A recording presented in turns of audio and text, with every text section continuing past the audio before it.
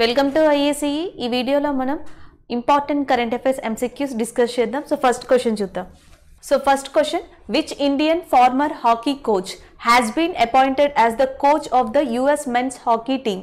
ఇక్కడ ఏమని అడుగుతున్నారంటే భారత హాకీ టీమ్కి, మెన్స్ హాకీ టీమ్కి ఇది వరకు కోచ్గా పనిచేసిన వ్యక్తి ఇప్పుడు US మెన్స్ హాకీ కోచ్గా సెలెక్ట్ అయ్యారు. ఆ పర్సన్ ఎవరని అడుగుతున్నారు. ఆప్షన్స్లో హరేంద్ర సింగ్, ఆశీష్ బల్లాలా అండ్ మైకల్ కిండో అండ్ జగ్బీర్ సింగ్. వీళ్ళు నలుగురు కూడా ఇండియాకి చెందిన ఫేమస్ హాకీ ప్లేయర్స్. అయితే ఇది వరకు భారత హాకీ జట్టుకి కోచ్గా పనిచేసిన వ్యక్తి ఇప్పుడు US యొక్క మెన్స్ హాకీ జట్టుకి కోచ్గా వెళ్తున్న వ్యక్తి ఎవరు అంటే Harendra Singh. Option B is a correct answer. And Graham Reid. So Graham Reid is a present men's India's hockey team కోచ్గా వర్క్ చేస్తున్నారు. నెక్స్ట్ వన్ చూద్దాం. మ్యాచ్ ద ఫాలోయింగ్ అని అడుగుతున్నారు. ఇక్కడ ఆథర్స్, ఇక్కడ బుక్స్ ఇచ్చారు, ఇవేంటో చూద్దాం. వీళ్ళందరూ ఫేమస్ పర్సన్సే. యాక్చువల్గా కౌశిక్ బసు, అభిజిత్ బెనర్జీ వీళ్ళిద్దరూ ఎకనామిస్ట్, ఆర్థికవేత్తలు. ఈయన అమెరికా బేస్డ్ ఆర్థికవేత్త, ఈయన ఇండియన్ బేస్డ్ ఆర్థికవేత్త. నెక్స్ట్ రఘురామ్ రాజన్ ఆల్రెడీ మీకు తెలుసు, ఫార్మర్ RBI గవర్నర్గా వర్క్ చేశారు, ఫార్మర్ RBI గవర్నర్.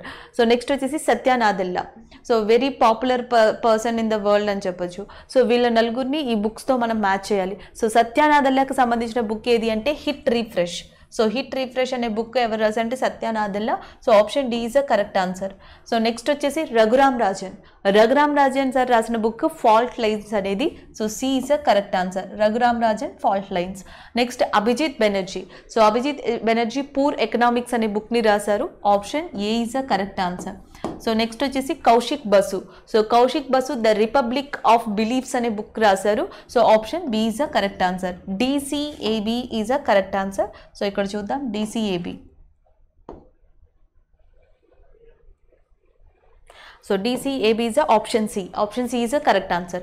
అయితే మనం ఇక్కడ గుర్తుపెట్టుకోవాల్సింది ఇంకోసారి చూద్దాం. హిట్ రిఫ్రెష్ అనే బుక్ని రాసింది Satya Nadella. And next Indian based economist, మన ఆర్థికవేత్త ఏం రాశారంటే ఏ బుక్ రాశారో గుర్తుపెట్టుకోవాలి. సో మన ఆర్థికవేత్త రాసింది ది రిపబ్లిక్ ఆఫ్ బిలీఫ్. మరి పూర్ ఎకనామిక్స్ రాసింది అభిజిత్ బెనర్జీ. ఇంకా రఘురామ్ రాసిన బుక్ ఏది అంటే ఫాల్ట్ లైన్స్ అనే బుక్. నెక్స్ట్ వన్ చూద్దాం. సో నెక్స్ట్ క్వశ్చన్ వచ్చి మనకి, which country launches the world first affordable and long lasting hygiene product? So జనరల్గా మనం వైరస్ నుంచి కానీ ఇతర క్రిముల నుంచి కానీ రక్షించుకోవడానికి కొన్ని హైజీన్ ప్రొడక్ట్స్ వాడతాం. అంటే లైక్ స్ప్రే అనొచ్చు, మనం ఇప్పుడు వాడుతున్నాం కదా, లైక్ ఏమంటాం శానిటైజేషన్ కోసం యూజ్ చేస్తున్న లిక్విడ్ కావచ్చు, లేకపోతే దానికి సంబంధించిన మిగతా ఎక్విప్మెంట్ కిట్ అంతా కావచ్చు. సో ఇది 72 అవర్స్ ఉంటుంది, 24 అవర్స్ ఉంటుంది, ఇలా మాట్లాడుతున్నాం. సో అలా కాకుండా చాలా ఎక్కువ కాలం ఉండేలాగా ఒక హైజీన్ ప్రొడక్ట్స్ని ఇండియాకి సంబంధించిన, దట్టు తెలంగాణకు సంబంధించి IIT హైదరాబాద్ రీసెర్చర్స్ ఈ లాంగ్ లాస్టింగ్ హైజీన్ ప్రొడక్ట్ని తయారు చేశారు. అంటే ఏ కంట్రీ ఆన్సర్ అవుతుందంటే India. So India is the country which launches world's first affordable and long lasting hygiene kit, కాబట్టి option A is a correct answer. రీసెంట్గా 2 రోజుల క్రితం దీనిని ఇండియన్ ఎడ్యుకేషన్ మినిస్టర్, భారత విద్యాశాఖ మంత్రి, కేంద్ర విద్యాశాఖ మంత్రి అయిన రమేష్ పోఖ్రియాల్ నిశాంక్ ఈ కిట్ని రిలీజ్ చేయడం జరిగింది. సో నెక్స్ట్ ఇక్కడ మనకి కంట్రీస్ ఇచ్చారు, రీసెంట్గా న్యూస్లో ఉన్న కంట్రీస్ అండ్ వాటికి సంబంధించి క్యాపిటల్స్. సో వాటిని మ్యాచ్ చేయాల్సి ఉంటుంది. సో ఆప్షన్ ఇక్కడ చూద్దాం. సో మనకి ఇక్కడ కంట్రీస్ వచ్చేసి ఒకటి ఎరిత్రియా, రెండోది వచ్చేసి సోమాలియా, మూడోది దక్షిణ సూడాన్ అండ్ ఇథియోపియా. ఆల్రెడీ మనకు తెలుసు ఎరిత్రియా యొక్క క్యాపిటల్ ఏది అంటే Asmara. B is a correct answer. So next వచ్చేసి సోమాలియా క్యాపిటల్ వచ్చి Mogadishu. So option D is a correct answer. Somalia అనేది ఆల్మోస్ట్ మనకి జూలై ఆగస్ట్ మంత్లో ఎక్కువ కరెంట్ అఫైర్స్లో కనిపిస్తుంది. ఇండియా మాన్సూన్ మెకానిజంకి సంబంధించి వన్ ఆఫ్ ద ఇంపార్టెంట్ ప్లేస్గా సోమాలియా అని కూడా చెప్పొచ్చు. సో సోమాలియా యొక్క క్యాపిటల్ వచ్చేసి మొగడీషు. సో నెక్స్ట్ వచ్చేసి మనకి దక్షిణ సూడాన్ లేదా సౌత్ సూడాన్ యొక్క క్యాపిటల్ వచ్చేసి జూబా. నెక్స్ట్ ఇథియోపియా క్యాపిటల్ వచ్చేసి Addis Ababa. So Addis Ababa is a capital of Ethiopia. దక్షిణ సూడాన్ వచ్చేసి జూబా అండ్ సోమాలియాకి వచ్చేసి మొగడీషు అండ్ ఎరిత్రియాకి వచ్చేసి మనకి Asmara. So BDAC is a correct answer. Option C is a correct one. Next one చూద్దాం. Next question, in which year International Ranger Award was established? ఇది ఈ current affair మనం discuss చేసాం, కాకపోతే ఇది GK come current affair related అవుతుంది. ఎందుకంటే రీసెంట్గా ఒక పర్సన్ పేరుని మనం న్యూస్లో చూసాం. ఆ పర్సన్ పేరు వచ్చేసి మనకి Mahendragiri. So Mahendragiri is one of the important ranger in India. He received a award, International Ranger Award. 2021లో ఇంటర్నేషనల్ రేంజర్ అవార్డుని అందుకున్న 10 మంది వ్యక్తుల్లో ఆసియాకి చెందిన వ్యక్తి మహేంద్రగిరి. ఈయన రేంజర్ ఆఫీసర్. ఏ ప్రాంతానికి సంబంధించి అంటే ఉత్తరాఖండ్లో ఉన్న రాజాజీ టైగర్ రిజర్వ్కి సంబంధించి రేంజ్ ఆఫీసర్ ఈయనకి ఈ అవార్డు రావడం జరిగింది. అయితే ఈ ఇంటర్నేషనల్ రేంజ్ అవార్డుని ఎప్పుడు ఎస్టాబ్లిష్ చేశారు, అసలు ఇవ్వడం ఎప్పుడు స్టార్ట్ చేశారని అడుగుతున్నారు. సో 2020, 2019, 2021, 2010. సో 2020లో ఫస్ట్ టైం ఇంటర్నేషనల్ రేంజర్ అవార్డుని ఇవ్వడం అనేది స్టార్ట్ చేశారు కాబట్టి option A is a correct answer. Next one చూద్దాం. Next, what is the theme of International Day for Monuments and Sites 2021? So ఇక్కడ ఏమని అడుగుతున్నారంటే అంతర్జాతీయ వారసత్వ కట్టడాల దినోత్సవం. సో అంతర్జాతీయ వారసత్వ కట్టడాల దినోత్సవం ఏప్రిల్ 18th సెలబ్రేట్ చేస్తారు. Every year April 18th is recognised by UNESCO as International Day for Monuments and Sites. So ఈ సంవత్సరం దాని యొక్క థీమ్ ఏంటి అని అడుగుతున్నారు. Shared cultures, shared heritage, shared responsibility, rural landscapes, complex past and diverse to future, heritage for generations. So మనకి complex past and diverse future అనేది దీని యొక్క ఆప్షన్, దీని యొక్క థీమ్ 2021 యొక్క థీమ్ కాబట్టి option C is a correct answer. UNESCO so చాలా ప్రోగ్రామ్స్తో ఫండ్స్తో ప్రపంచంలో ఉన్న కట్టడాలని అండ్ ప్రదేశాన్ని కాపాడుతుంది. యునెస్కో ప్రపంచ వారసత్వపు ప్రదేశాలు, వరల్డ్ హెరిటేజ్ సైట్స్ అనే ఒక కాన్సెప్ట్ స్టార్ట్ చేసింది. ఆ కాన్సెప్ట్ ప్రకారం ఇప్పటి వరకు 1121 సైట్స్ని ఇది ప్రపంచవ్యాప్తంగా రికగ్నైజ్ చేసి రక్షిస్తుంది. ఆ 1121 సైట్స్లో ఇండియాకి సంబంధించి టోటల్గా 38 సైట్స్ ఉన్నాయి. మనం ఆల్రెడీ ప్రీవియస్ ఎంసీక్యూలో డిస్కస్ చేసాం. యునెస్కోకి సంబంధించి ఇండియాలో వరల్డ్ హెరిటేజ్ సైట్స్ ఎన్ని అంటే 38. వాటిలో అత్యధికంగా ఎక్కువ సైట్స్ ఎక్కడున్నాయంటే మహారాష్ట్రలోనే అజంతా, ఎల్లోరా, ఎలిఫెంటా కేవ్స్, ఇవన్నీ కూడా మనకి వరల్డ్ హెరిటేజ్ సైట్స్కి సంబంధించినవి. సో ఇలాంటి వాటిని రికగ్నైజ్ చేసి అవేర్నెస్ ఇవ్వడం కోసం ఇది క్రియేట్ చేసిన డే వచ్చేసి International Day for Monuments and Sites. So దాని యొక్క theme complex past and as well as a diverse future. Next one చూద్దాం. Which of the following agreements in the world's largest free trade agreement? ప్రపంచంలోనే అతిపెద్ద free trade అగ్రిమెంట్గా దేన్ని చూడొచ్చు? Comprehensive and progressive agreement for trans Pacific partnership, regional comprehensive economic partnership, general agreement on tariffs and trade, North America free trade. So ఇందులో చాలా పెద్దది ఏది అంటే regional cooperation comprehensive economic partnership, RCEP అంటాం. ఈ రీజనల్ కాంప్రహెన్సివ్ ఎకనామిక్ పార్ట్నర్షిప్ని ఎస్టాబ్లిష్ చేసింది ఇండియాని. So India ఏంటంటే మిగతా కంట్రీస్తో అది ట్రేడ్ చేసినప్పుడు దానికి సంబంధించిన గూడ్స్ అండ్ సర్వీసెస్ యొక్క ఛార్జెస్ కానీ లేకపోతే ట్యాక్సెస్కి సంబంధించిన కానీ ఎక్స్పోర్ట్స్ ఇంపోర్ట్స్కి సంబంధించిన రూల్స్ అండ్ రెగ్యులేషన్స్ కానీ సో ఈ ట్రీటీ కింద ఈ పార్ట్నర్షిప్ కింద అది లిబరలైజ్ చేస్తుంది, ఈజీ చేస్తుంది. సో ఇలా ఇనీషియల్గా 17 కంట్రీలు లాస్ట్ ఇయర్ దీంతో మనకి ట్రీటీని కుదుర్చుకున్నాయి, పార్ట్నర్షిప్ని. దాని తర్వాత 2 కంట్రీస్ విరమించుకున్నాయి. ఇప్పుడు టోటల్గా 15 countries are ready to do a trade with India on regional comprehensive economic partnership. అయితే రీసెంట్గా న్యూస్ ఎందుకు వచ్చిందంటే సింగపూర్ కన్ఫర్మ్ చేసింది. So Singapore is the first place or the first country and which is ready to do a trade with India on the name of regional comprehensive economic partnership. So option B is the correct answer. Next one చూద్దాం. Which Indian film has won the best foreign language features at the Moscow International Film Festival 2021? So ఇటీవల 2021లో జరిగిన Moscow అంతర్జాతీయ చలనచిత్రాల్లో ఏ film అంటే ఏ Indian film foreign languages కేటగిరీలో award పొందింది అని అడుగుతున్నారు. ఆప్షన్స్లో వచ్చేసి మనకి పగ్లే అండ్ నెక్స్ట్ వన్ వచ్చేసి శాంతోషినైట్ ఓహానం రహస్యం అండ్ నెక్స్ట్ వచ్చేసి Blue Heart and the Inner Glow. Inner గ్లోనా, బ్లూ హార్టా, ఓన్హానం రహస్యమా, నెక్స్ట్ పగ్లే అని ఉంది. So Pagglait is a correct answer. ఇండియాకి సంబంధించిన పగ్లే అనే ఫిలింకి మాస్కో ఇంటర్నేషనల్ ఫిలిం ఫెస్టివల్ 2021కి సంబంధించి best foreign language future award అనేది రావడం జరిగింది. ఇది యాక్చువల్గా ఏ బేస్డ్ లాంగ్వేజ్ అంటే మరాఠీ బేస్డ్ లాంగ్వేజ్ మూవీ ఇది. ఇప్పటికే దీనికి 44 different national and international film festival awards అనేవి ఈ సినిమాకి రావడం జరిగాయి. నెక్స్ట్ వన్ చూద్దాం. Where is the World Haemophilia Day is observed. So మనకి వరల్డ్ హెమోఫీలియా డే అనేది ఎప్పుడు రికగ్నైజ్ చేస్తారని అడిగారు. సో ఆప్షన్స్లో 17th, 24th, 18th and February 13th ఇచ్చారు. February 13th World Radio Day. World Radio Day అనేది February 13th. Next April 18th ఇచ్చారు. April 18th వచ్చేసి ఇప్పుడే చెప్పుకున్నాం మనం, మాన్యుమెంట్స్ డే. యునెస్కో స్టార్ట్ చేసిన వరల్డ్ మాన్యుమెంట్స్ డే అనేది మనకి ఎప్పుడు అంటే that is April 18th. Next April 24th వచ్చేసి National Panchayat Raj Day. So National Panchayati Day వచ్చేసి మనకి April 24th. So April 17th World Haemophilia Day అనేది అబ్జర్వ్ చేస్తారు కాబట్టి option D is a correct answer. World Haemophilia day ఎందుకు అంటే సో జనరల్గా రక్తం గడ్డ కట్టుకునే ప్రాసెస్ ఇది, బ్లడ్ క్లాటింగ్కి సంబంధించి. మనకి జనరల్గా ఏదైనా తగినా గీసుకున్నా, నార్మల్గా ఏదైనా స్క్రాచ్ అయినా సరే బ్లీడింగ్ జరుగుతుంది. కొన్ని సెకండ్స్కో కొన్ని నిమిషాలకో ఆ బ్లీడింగ్ ఆగిపోతుంది. బట్ హిమోఫీలియా వ్యాధిగ్రస్తులు ఎవరైతే ఉన్నారో so the persons who are attacked by haemophilia so blood clotting అనేది జరగదు, ఇట్ ఈస్ ఆబ్సెన్స్. సో జనరల్గా చాలా ఎక్కువ బ్లడ్ అనేది బ్లీడ్ అవుతూ ఉంటుంది, బ్లడ్ని లాస్ అవుతూ ఉంటారు. ఇంటర్నల్ ఆర్గాన్స్లో కూడా బ్లడ్ బ్లీడింగ్ జరుగుతుంది. దీనివల్ల ప్రాణాలు కోల్పోతారు, ఆర్గాన్స్ని కోల్పోవాల్సి వస్తుంది. So that is about haemophilia. So కొంతమంది ఏం చెప్తారంటే, కొన్ని డేటాస్ ఏం చెప్తారంటే ఇది హెరిడేటరీ కారణంగా కూడా వస్తుంది.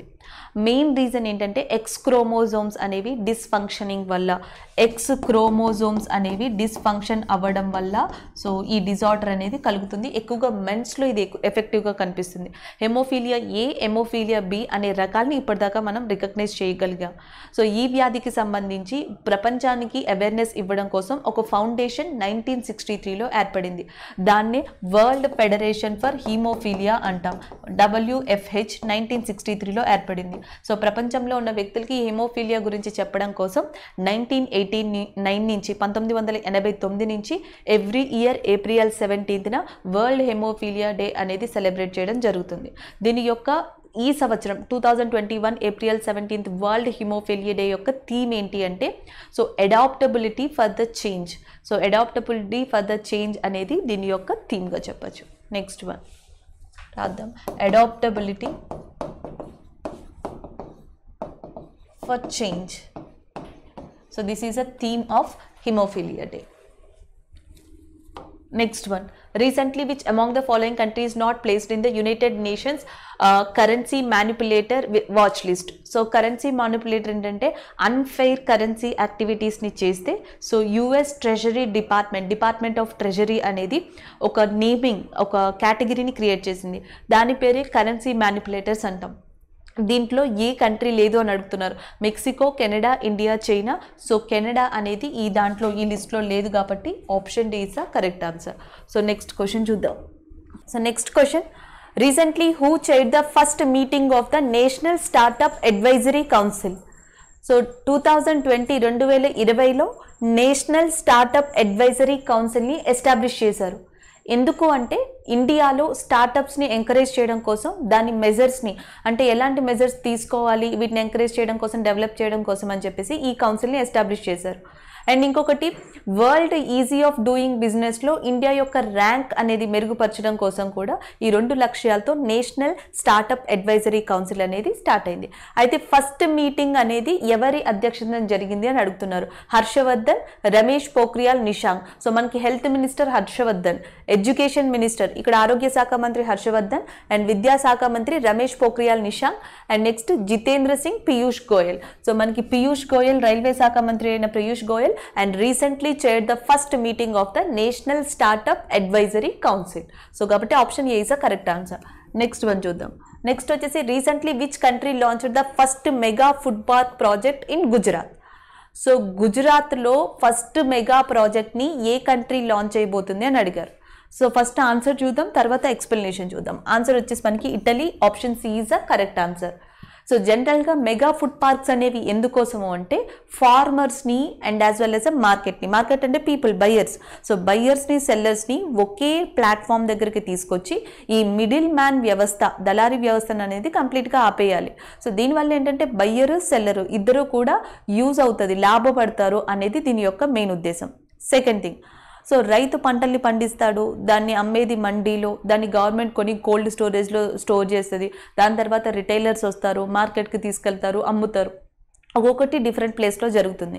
అందుకని ఈ మెగా ఫుడ్ పార్క్లో ఏం చేస్తారంటే కొన్ని వందల ఎకరాలని గవర్నమెంట్ తీసుకుని దీంట్లోనే ప్రాసెసింగ్ యూనిట్ పెడుతుంది, కోల్డ్ స్టోరేజ్ యూనిట్ పెడుతుంది, రిటైలర్స్ ఇక్కడ అవైలబుల్ ఉండేలాగా ఏర్పరుస్తారు అండ్ రైతుల్ని ఫార్మర్స్ని ఈ మార్కెట్ దగ్గరికి తీసుకొస్తారు. అంటే అన్ని కంప్లీట్గా పంట పండించి మార్కెట్కి వెళ్ళేదాకా whatever the different process in different places are there, అన్ని ప్రాసెస్లు అన్ని కూడా ఒకే ప్లేస్లో ఒకే చోట అయ్యే విధంగా ఏర్పరచడమే మెగా ఫుడ్ పార్క్. దీన్ని 2008లోనే ఇండియాలో స్టార్ట్ చేశారు. దాని తర్వాత రాజస్థాన్ అండ్ గుజరాత్, ఆంధ్రప్రదేశ్, తెలంగాణ ఇలాంటి ప్రాంతాల్లో దీన్ని ఎస్టాబ్లిష్ చేయడం జరిగింది. అయితే రీసెంట్గా ఫాందిహార్ అనే ప్రాంతంలో గుజరాత్ ఏరియాలో ఈ ఫుడ్ పార్క్ని ఇండియాతో కలిసి ఇటలీ కూడా ఈ ప్రాజెక్ట్ని స్టార్ట్ చేయబోతుంది. దీనివల్ల 2 కంట్రీస్కి బెనిఫిట్ ఉంది. అటు ఇటలీ తన టెక్నాలజీని ఇండియాలో ఇంట్రడ్యూస్ చేయొచ్చు, ఇటు ఇండియా తన పంటల్ని ఇటలీలో ఇంట్రడ్యూస్ చేయొచ్చు. Both countries are benefited. అయితే ఇటలీకి సంబంధించి మనం గుర్తుపెట్టుకోవాల్సింది ఏంటంటే ఇటలీ యొక్క క్యాపిటల్ వచ్చేసి రోమ్ అండ్ ఇటలీ యొక్క ప్రైమ్ మినిస్టర్ వచ్చేసి Mario Draghi. Mario Draghi is a present Prime Minister of Italy. Next one. Which television channel has retained media rights broadcast Pro Kabaddi League for 5 more years? ఇంకా 5 సంవత్సరాలకి గాను ఇప్పటి నుంచి 2021లో ఇప్పుడు pro kabaddi league అనేది జరగబోతుంది. ఇప్పటి నుంచి 5 సంవత్సరాల వరకు ఏ కంపెనీ లేదా which of the following option broadcasting రైట్స్ని పొందింది అని అడుగుతున్నారు. ఇండియాలో మనకి చాలా ఫేమస్ స్పోర్ట్స్ ఉన్నాయి, అందులో వన్ ఆఫ్ ద స్పోర్ట్గా కబడ్డీని చెప్పొచ్చు. కబడ్డీకి సంబంధించి 2014 నుంచి మరింత క్రేజ్ డిజిటలైజేషన్గా పెరిగింది అని చెప్పొచ్చు. ఎందుకంటే ప్రో కబడ్డీ లీగ్ PKL అనేది స్టార్ట్ అయింది. ఆల్మోస్ట్ 12 జట్లతో ఈ ప్రో కబడ్డీ లీగ్ని గేమ్ని కండక్ట్ చేస్తున్నారు. అయితే ఈ సంవత్సరం దీని యొక్క బ్రాడ్కాస్టింగ్ రైట్స్ అనేవి ఏ టీవీకి వెళ్ళాయంటే స్టార్ ఇండియా. స్టార్ ఇండియా దీన్ని సొంతం చేసుకుంది. అండ్ ఇప్పటికే 2014లో జైపూర్ పింక్ ప్యాంథర్స్ అనే వాళ్ళు ఈ టైటిల్ని గెలిచారు. 2019లో బెంగాల్ వారియర్స్ అనే టీము ఈ టైటిల్ని గెలిచింది. 2020లో కోవిడ్ దృష్ట్యా ఈ గేమ్ని కండక్ట్ చేయలేదు. 2021లో ఇప్పుడు కండక్ట్ చేయబోతున్నారు. ఎక్కువ సార్లు ఈ టైటిల్ని 2014 నుంచి 19 మధ్యలో ఎక్కువ సార్లు 3 సార్లు ఈ టైటిల్ని గెలుచుకున్న టీం ఏది అంటే మనకి పాట్నా పైరేట్స్ ఈ టైటిల్ని 3 సార్లు గెలుచుకోవడం జరిగింది. That is about pro kabaddi league. అలాగే మనకి స్టార్ అండ్ డిస్నీ కంపెనీకి CEOగా ప్రస్తుతం ఉన్నది, డైరెక్టర్గా ప్రస్తుతం ఉన్నది ఎవరు అంటే K. Madhavan. Next one. Recently, GMR Group has announced to launch of GMR AeroCity in which city?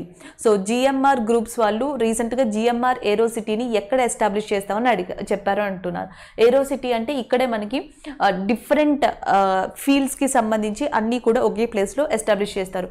Business park కానీ, లాజిస్టిక్ పార్క్ కానీ, కాన్ఫరెన్స్ కానీ, ఎయిర్పోర్ట్కి సంబంధించి కానీ, ఇవన్నీ ఎంటర్టైన్మెంట్ కానీ, ఇవన్నీ కూడా group of pool of industries, group of pool of companies కూడా ఒకే చోట ఎస్టాబ్లిష్ కాబోతాయి. దాన్నే ఏరోసిటీ అంటాం. అలా GMR ఏరోసిటీని మొట్టమొదటిగా ఎక్కడ ఎస్టాబ్లిష్ చేయబోతున్నారంటే హైదరాబాద్లో. Option C is a correct answer. Next one. Which e-commerce company acquires travel company Clear Trip for $40 million? మనకి ఏ ఈ-కామర్స్ కంపెనీ క్లియర్ ట్రిప్ అనే ట్రావెల్ కంపెనీతో $40 మిలియన్ యొక్క ఒప్పందాన్ని కుదుర్చుకుంది అని అడుగుతున్నారు. Flipkart, Myntra, Amazon India, make my trip.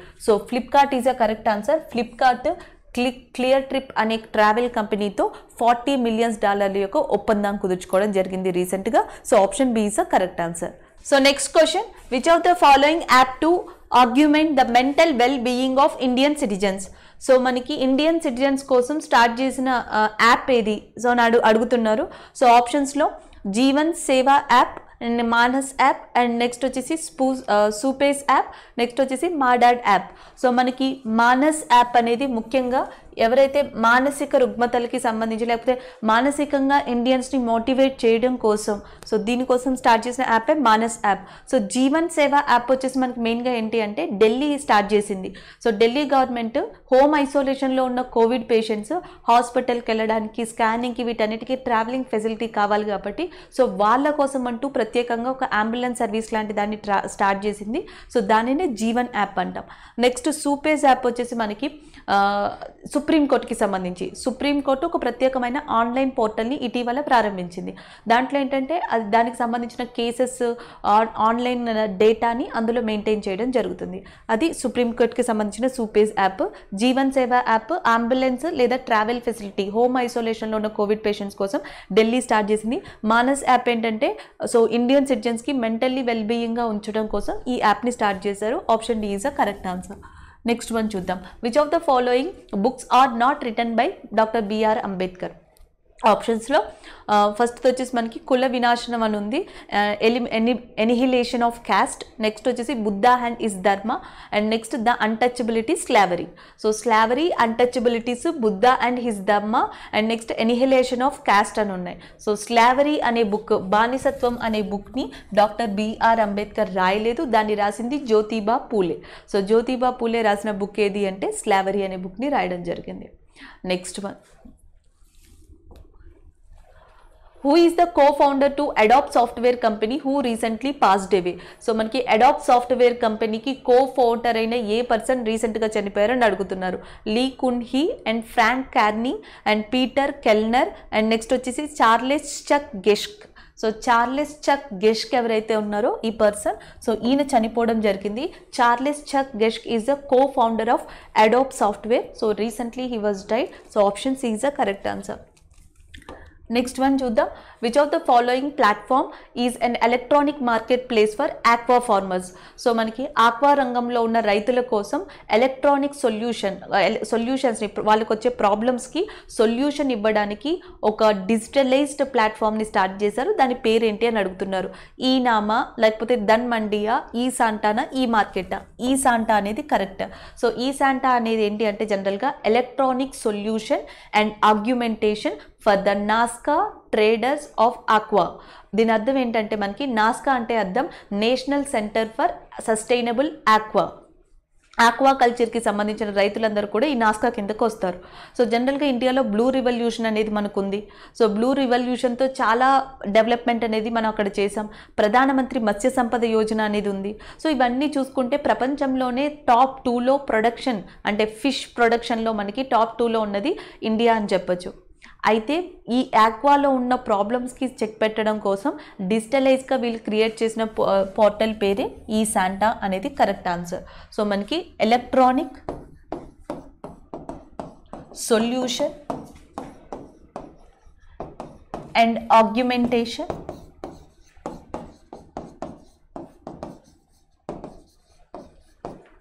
Of Nazca